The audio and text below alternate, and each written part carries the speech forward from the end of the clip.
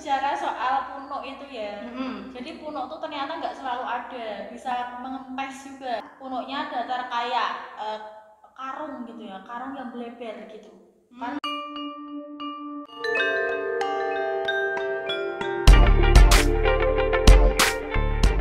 Assalamualaikum semuanya, jumpa lagi di PAL ya, podcastnya Aufa dan Ulan. Oke, hari ini seperti biasa kita masih ngomongin ya hal-hal yang mungkin nggak penting tapi bisa jadi penting ya buat kalian. Jadi hari ini kita mau ngomongin apa? Ya seperti yang ada di judul ya, kita akan ngomongin tentang salah satu hewan di dunia ini gitu ya, yang bisa bertahan lama walaupun panas. Tapi aku nggak tahu ya kalau didingin apakah dia bisa, juga nggak tahu ya. Karena memang habitatnya di panas gitu ya. Nah, dia adalah onta. Yeay. Nah, kita mau ngomongin apa sih si onta ini? Kita mau ngomongin kok bisa ya dia bertahan hidup lama banget atau nggak perlu minum tapi bisa jalan jauh ya di tempat yang panas ya alias si gurun gitu kan. Oke, seperti biasa kita langsung ke Mbak Ulan gitu ya sebagai narasumber kita yang cantik gitu ya. Nah, Amin ya rabbal alamin. Oke, nah gimana sih si onta itu bisa bertahan di situ ya di gurun? Nah, kalau kita bicara tentang onta kan pasti bayangannya kan hewan gurun gitu kan, yang nggak minum terus berpunuk gitu kan. Nah kalau gitu pasti bayangannya wah berarti onta itu bisa tinggal di gurun terus nggak minum air karena ada air di punuknya. Bisa jadi. Iya itu kan kayak gampangannya mikirnya gitu ya. Padahal kenyataannya tuh nggak gitu loh. Apa? Tidak. Terus bagaimana itu? Iya jadi ternyata yang ada di punuk itu bukan air, Oh, tapi cadangan makanan yaitu lemak. Oh, malah yang ada di punuk itu cadangan makanan, bukan air ya. Saya kira air gitu ya, naik ke atas gitu. Iya, enggak. Jadi yang ada di situ tuh ternyata lemak, sama kayak kita menyimpan cadangan lemak kalau kita kan di perut, di paha gitu kan. Tapi di seluruh tubuh kan kalau kita di bawah kulit. Tapi kalau onta itu khusus di punuknya. Di tubuhnya ada juga nggak? Ada tapi sedikit, paling banyaknya di punuknya. Nah, untuk apa? Terus mereka dapat airnya dari mana?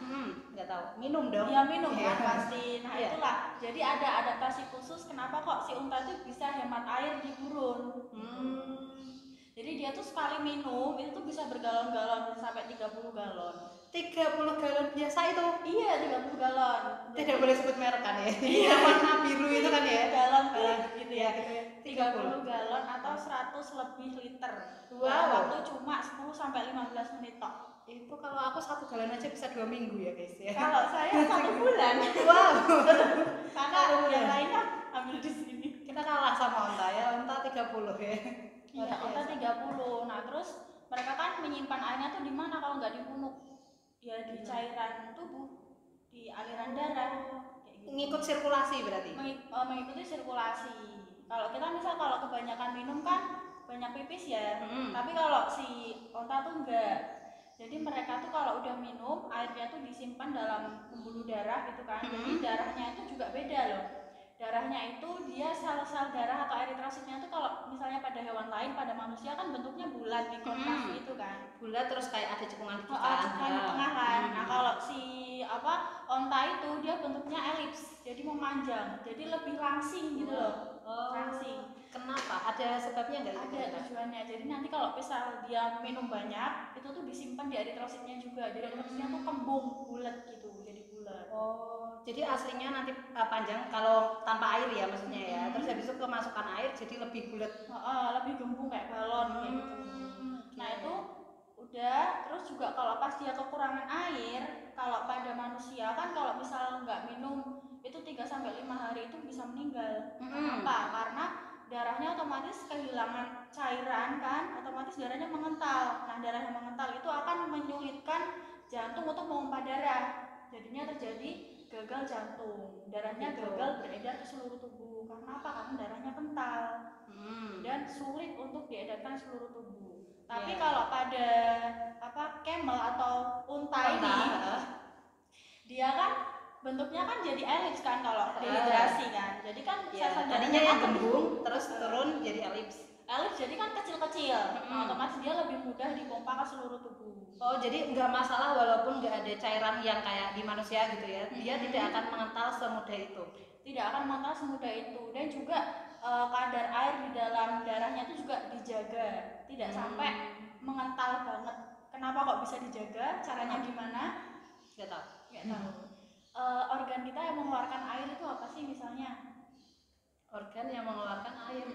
Misalnya Apa apa? ya? Keluar air lewat apa biasanya? Biasanya pipis, Pipis. kalau enggak keringat. Keringat, betul. Terus apa lagi ya? Ingus kan. Kalau pup ada airnya nggak? Ada nggak sih? Ada. Ada. Basah apa kering punya kan? Iya, basah kan? Basah kan? Kalau nggak bisa keluar kayaknya. Iya bener. Tapi kalau di unta tuh unik ya. Jadi dia tuh punya ginjalnya tuh sangat efisien dalam menyerap air. Jadinya tuh urinnya itu yang biasanya kalau urin kita kan encer kayak air biasa kan. Nah itu kalau di unta itu airnya tuh benar-benar diserap habis-habisan. Jadi menyisakan zat sisanya doang yang dikeluarkan. Jadi tuh zat sisanya tuh sangat kental. Jadi urinnya tuh sangat kental. Wow. Luar biasa sekali ya.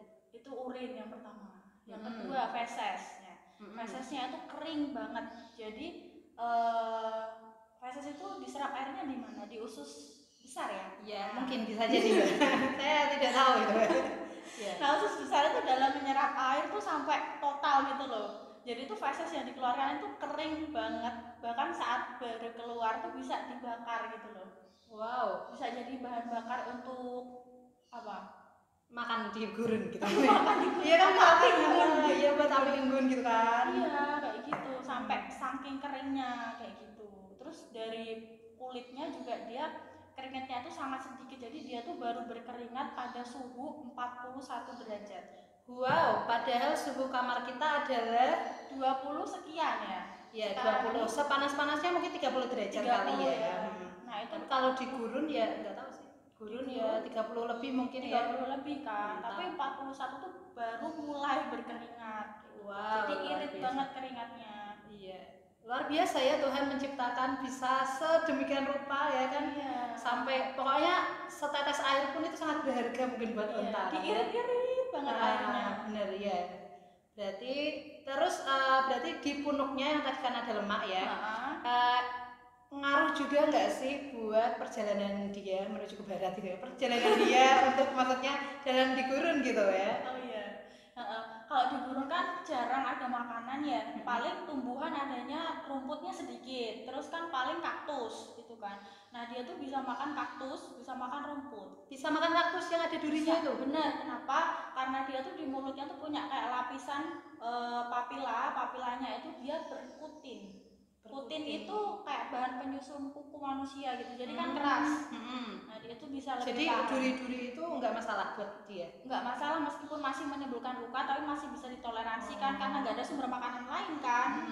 Gitu. Jadi dia tetap bisa makan si kaktus itu, kayak gitu, makan kaktus. Terus kalau udah ada makanan dia makan sebanyak-banyaknya, terus disimpan sebagai cadangan makanan. Manusia juga gitu ya, kalau kita kebanyakan makan nanti akan diubah menjadi lemak atau cadangan makanan di dalam punuk. Nah itu kalau pas dia udah makan full, punuknya akan penuh kayak gitu. Nanti kalau pas dia bisa nggak makan 4 sampai 5 bulan.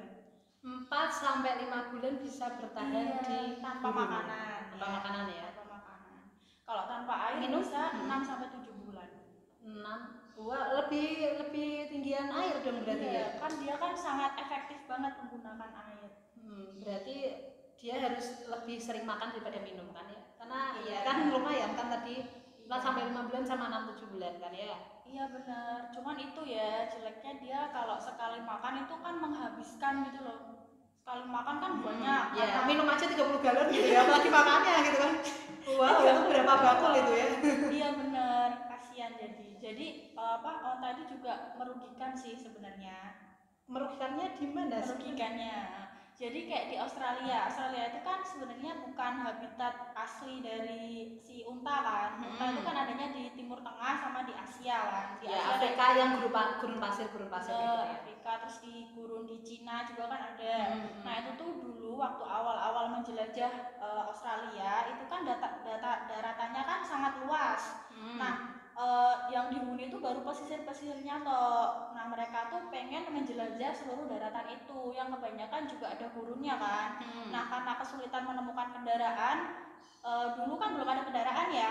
Nah, dulu kan biasanya pakainya kuda gitu kan. Tapi kuda kan dia nggak tahan sama gurun kan, harus minum, harus makan kayak gitu. Makanya terus mengimpor lah si untanya itu ke Australia. Nah terus kan digunakan untuk jelajah sana, terus bangun jalan dan sebagainya, terus ngangkut barang. Nah, terus kemudian ditemukan kendaraan. Nah, setelah ada kendaraan, terus untanya dilepas lah ke itu, ke gurun, sembarang tempat dilepas. Terus akhirnya sekarang populasinya membludak jadi sampai malah membludak itu, bukan malah tereliminasi.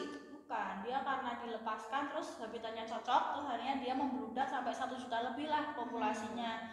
Nah, ingat kan bahwa di Australia itu kan masih ada itu toh suku pedalaman aborigin. Nah, itu kan mereka kan masih tinggal di pedalaman gurun sana kan. Nah, pemukiman mereka itu sering diganggu sama si unta-unta itu untuk mencari minum, untuk mencari makan. Kalau udah saking kelaparannya, mereka tuh bisa melubangi pipa air. Yang bisa ditendang-tendang gitu kan, bisa pecah. Wow, itu kekuatannya luar biasa berarti ya. Iya benar. Kalau udah kepepet kan, kayak gitu. Untuk cari air, untuk cari makanan kayak gitu. Jadinya berarti saingan juga sama kanguru mungkin ya kalau di Australia. Mungkin ya. Nah, kan di gurun kan kanguru juga kan ya. Jadi ya saingannya banyak ya, kan harus beradaptasi mungkin kan. Iya.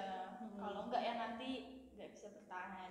Oh, ternyata ada merugikannya juga ya. Aku kira cuma ya bermanfaat karena kan bisa disembelih dimakan gitu ya. Iya. Terus habis itu buat perjalanan jauh gitu, ternyata dia juga bisa merugikan. Iya, bahkan sampai pemerintah di Australia sana tuh memutuskan untuk mengurangi populasinya dengan ditembak gitu. Kasihan juga sih sebenarnya. Padahal kan kalau disembelih kan itu tinggal dimakan, diimpor juga bisa kan ya. Bisa sih. Iya, daripada ditembak kan eman-eman ya. Bisa buat korban juga ya. Iya. Ya kalau di sana mungkin banyak kan bisa disembelih, diimpor kan ya. Terus habis itu mendatangkan devisa negara itu daripada ditembak. Bener kan ya? Jadi ada juga kayak masyarakat sana yang beternak si unta itu gitu loh, untuk kayak ngasih tahu ke pemerintah bahwa unta ini ada manfaatnya gitu loh. Jadi mereka kayak beternak terus mengambil susunya kayak gitu. Jadi unta itu ada susunya toh? Ada. Saya kira hanya kambing, hanya sapi, ternyata dia punya. Mamalia berarti dia? Mamalia. Jadi dia punya susu, bahkan susunya itu kandungan proteinnya itu sama zat besi atau zat mikronya itu lebih tinggi daripada susu sapi. Wow, tapi belum, kayaknya masih jarang dikembangkan. Nggak ada kan susu unta gitu kan ya. Yogurt dari susu unta itu kan juga masih jarang kan ya. Benar. Itu kalau dikembangkan mungkin cuma di Indonesia kan nggak turun ya. Kalau di sini ada mungkin udah dipelihara orang-orang kali ya. Iya, itu lumayan itu bisa mendatangkan banyak hal ya. Iya ya, kasihan juga kalau ditembaki sih. Iya, kan mereka masih bisa dicari manfaatnya lah. Walaupun ya nakalnya sebenarnya nakalnya mereka kan nggak terlalu nakal, itu kan cuma cari makan aja. Karena kepepet kan. Dan kepepetnya itu karena memang waktu itu ada kayak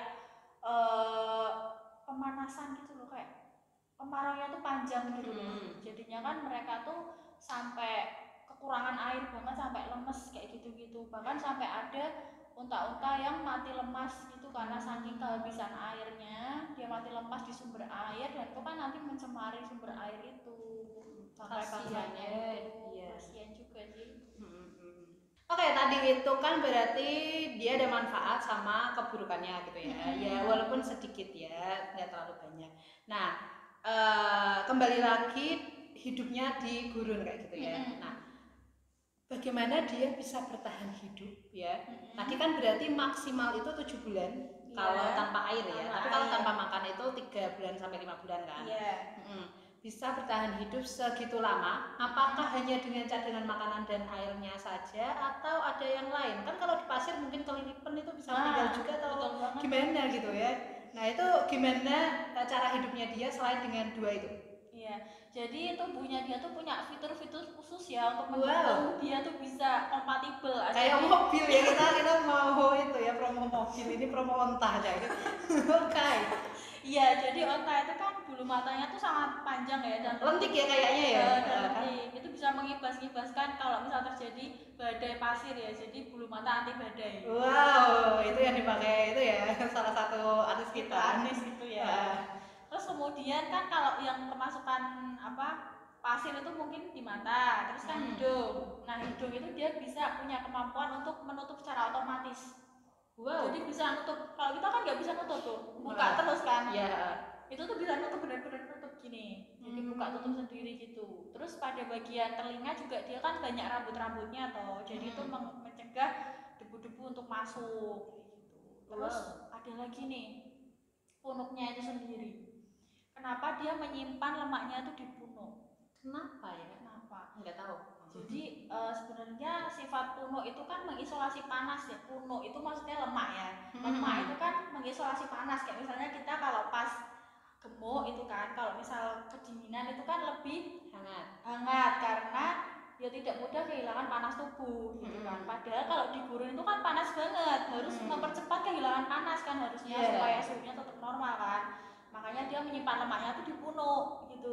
Jadi lemak di seluruh permukaan tubuhnya tuh tipis kan. Jadinya kalau pas suhu panas itu panasnya mudah keluar dari tubuh. Oh gitu, makanya kalau dilihat-lihat pokoknya dari area wajah terus leher gitu ya. Terus ramping, iya dia ramping. Kakinya aja jenjang banget ya. Iya, dia lebih ramping, tapi ya cuma gendutnya di bagian situ doang. Punuknya doang. Punuk sama mungkin perutnya kali ya buat apa gitu. Ya, minum atau apa itu. Iya, mungkin itu airnya itu di situ juga ya. Kan sirkulasi tadi kan, tapi yang lainnya langsing gitu lah ya. Iya, terus ada lagi kan dia jalan, kalau kita jalan di pasir itu kan kadang kelelep-kelelep toh. Kayak kita kesedot sama iya pasirnya. Benar, kayak kita susah lah pokoknya lah jalan di pasir. Nah itu dengan unta itu punya kakinya itu kayak melebar gitu, dia punya kuku dua, kukunya tuh melebar gitu. Coba dilihat kaki unta itu pasti lebar, jadi dia tuh kayak mendistribusikan seluruh berat badannya tuh di situ, jadi nggak mudah masuk ke dalam. Ini tekanan ya berarti rumusnya. Tekanan itu sama dengan F per A ya. Makin A-nya besar berarti tekanannya makin kecil. Benar berarti ya itu ya, sesuai dengan kaidah ya. Semakin luas permukaan maka tekanannya makin kecil. Nah, makanya dia nggak mudah tenggelam di dalam pasir. Luar biasa ya, ini ada hubungannya juga dengan fisika gitu ya. Iya. Siapa tahu kalian ke gurun pasir terus habis itu ketemu unta, kalian hitung ya luasnya itu ya kakinya gitu kan. Terus bicara soal punuk itu ya. Jadi punuk tuh ternyata nggak selalu ada, bisa mengempes juga kalau pas cadangan makanannya habis. Oh, jadi kalau dia kelaparan ya, anggap aja kelaparan nggak makan gitu kan, itu punuknya datar. Punuknya datar kayak karung gitu ya, karung yang melebar gitu. Karena isinya hilang. Nanti kalau pas dia makan dan makannya banyak, naik lagi, penuh lagi.